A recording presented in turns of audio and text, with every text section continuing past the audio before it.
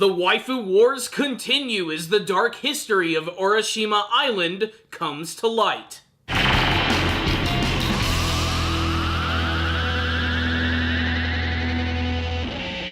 I can't believe it happened, but somehow I got tricked into watching an incest anime. What is the deal with this genre of anime storytelling? Is that common in Japan, or at least in Japanese television, for brothers and sisters to always fall in love with one another?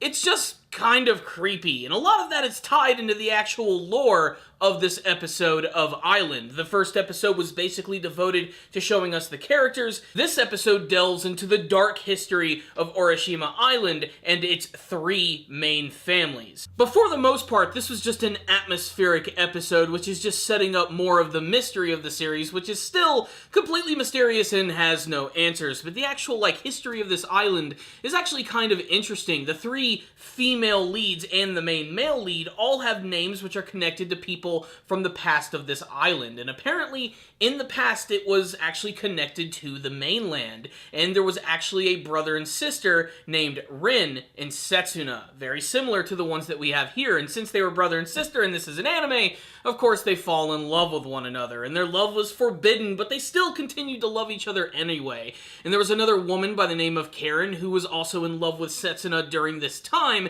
and she felt that their love was immoral and that it shouldn't take place, so she went to a crazy dark witch who was able to separate them. Rin was subsequently transformed into a monster, and Setsuna was encased in ice, only to return and be reincarnated in modern day. At least that's the way that they're actually trying to present it here. It's really weird material, and I'm not quite sure what to make of it quite yet, but I have a feeling that the entire island is actually connected to this epidemic disease, which seems to be centralized there, known as Soot Blight syndrome. Apparently this is what the current Rin Ohara has. That's why she claims she can't go outside. If she's out there for more than 5 minutes, the sunlight could potentially kill her. And we get to see that a lot of other people on the island are actually afflicted with this terrible disease. But apparently Rin might not actually have Soot Blight syndrome, at least according to her mother Kuon, who makes her first official appearance in this episode. And at first I thought maybe this is actually Rin in disguise, as she looks almost just like her, but you barely see her at all, as she's wearing a hood which appears to have bunny ears because anime. But according to Rin's mother, she actually doesn't have this disease at all. She's just so deathly afraid of going outside. That and the fact that apparently 5 years ago, when she washed up on the island and lost all of her memories, she believes that she's actually the reincarnation of the original Rin of legend. It doesn't help either that on this island they actually keep this legend alive by having all of the families name their daughters periodically after these important figures from the past, which is weird considering how incredibly controversial, strange, and slightly mysterious it all is. But of course, this is all just going to ultimately tie into the mystery. The rest of the episode is basically by-the-numbers, slice-of-life anime stuff, with Setsuna interacting with the three female leads, all of them doing ridiculous, funny, and cute things. However, some of them actually get some solid development, in particular the character of Sarah Garando, who apparently was also living with Karen and her family, and that's because her family, which used to own the shrine that she's always at, apparently burned down a couple of years ago. Karen is also not hiding the fact that she's a total tsundere to the freaking max, and she actually decides to get a summer job, and she ends up working as a maid alongside Setsuna at the Ohara house, which of course means lots of wacky shenanigans and seeing girls undress. The episode ends with some pretty nice drama with Setsuna and Rin on the beach, which I have a feeling is probably going to be sort of a theme of the entire series. Maybe every episode will end this way. That being said, it still looks really nice while it's happening, and desperately Setsuna wants to be blunt with her. He wants to tell her that she really doesn't have the Soot Blight syndrome and that she's not Rin. He's not Setsuna. This is all just some sort of weird thing that's going on inside their heads. I'm not sure if there's something supernatural or something going on here, but man, I can already tell that this is going to be one slow burn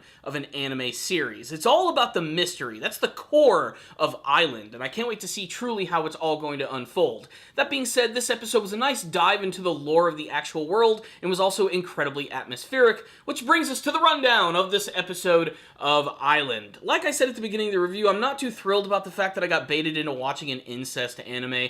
It's never been my favorite genre. In fact, most slice of life stuff I barely even watch at all. But every once in a while when an anime season comes around, I like to review something that can kind of challenge me, something that I don't typically watch.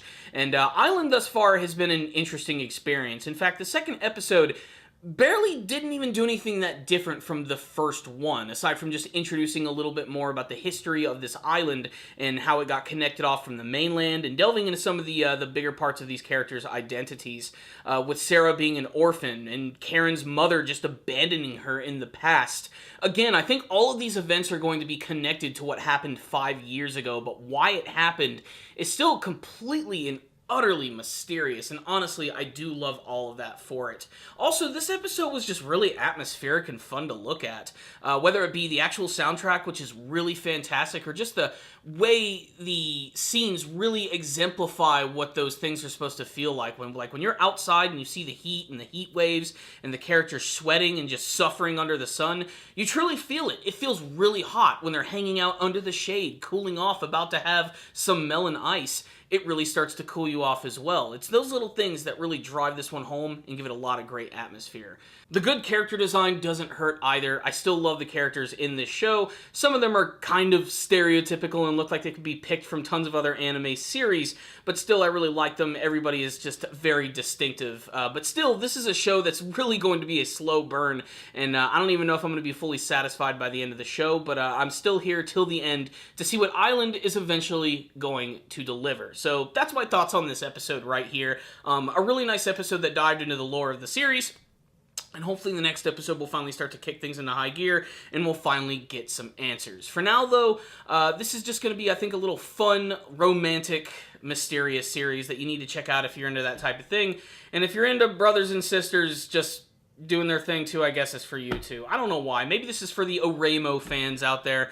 Still, my thoughts on this episode are that it was still pretty good, but kind of slow in my opinion, and isn't really reinventing the wheel enough, but I'm still getting a little bit of entertainment value, so I'm going to give this one a 3 out of 5. Just a fun, average episode that you should check out if you are liking what you're seeing. So there it is. I'd love to hear your thoughts about it. If any of you guys are watching this anime series, give me your thoughts about it in the comment section below, and what you hope to see from the rest of the Mysterious Island anime series. Thank you guys for watching this review. Make sure to check out my channel for tons of other anime reviews. Tons of new shows have started this season, so make sure to check out the channel for all sorts of cool updates. Make sure to hit that notification icon. Make sure to always have that clicked so that way you'll see all of my latest videos as they are released. I'll see you guys next time, and as always, stay down there, baby.